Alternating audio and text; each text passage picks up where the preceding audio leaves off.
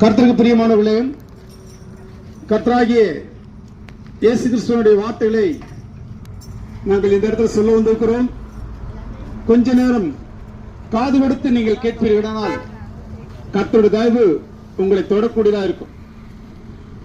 ஆண்டோட வார்த்தை என்ன சொல்லுகிறதுனா, ஒரு மனுஷன், திமிர்வாத ஒரு மனுஷன், ஆண்டு வியாதி எப்படி தேவன் குணப்படுத்துறார் இதை நம்ம பார்க்கிறோம்.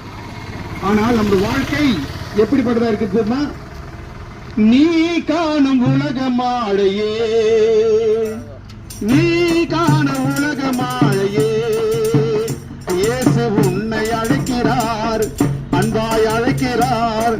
நீ காணும் உலகமாழையே, நீ காணும் உலகமாழையே, பூவை போல முந்தன் வாழ்வு செழிக்கலாகுமே.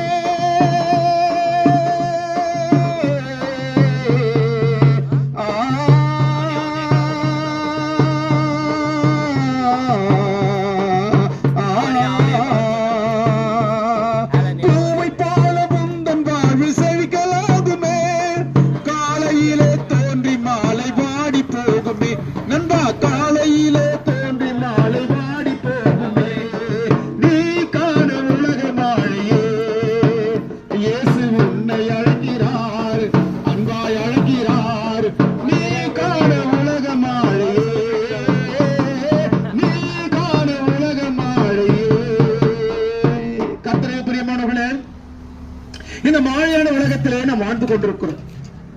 நம் வாழ்க்கை நிலையில்லாதது.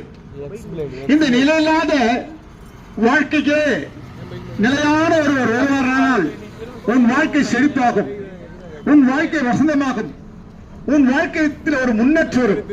இங்கே நாங்கள் பார்க்கப்படும் பொழுது குறைந்தது எத்தனை ஆண்டுகள் படுக்கையிலே பக்கவாத உள்ள ஒரு மனிதன், இந்த வேதத்தில் திமிர்வாத உள்ள ஒரு மனிதன் என்று சொல்லப்படுகிறது. இந்த திமிர்வாதுள்ள வியாதிக்கு அந்த காலத்தில் மருந்துகளோ மாத்திரைகளே கிடையாது. அவன் கைகள் கால்கள் இழந்தவனாக சோர்விழந்து பலனிழந்து கடைசியில போய் சேர வேண்டியதுதான். ஆனால் அந்த மனுஷனை அநேக இடத்தில் கொண்டு போனார்கள், ஒரு சுகமும் கிடைக்கவில்லை. அந்த மனுஷன் அநேக இடத்தில் கொண்டு போனார்கள், ஒரு சுகமும் கிடைக்கவில்லை.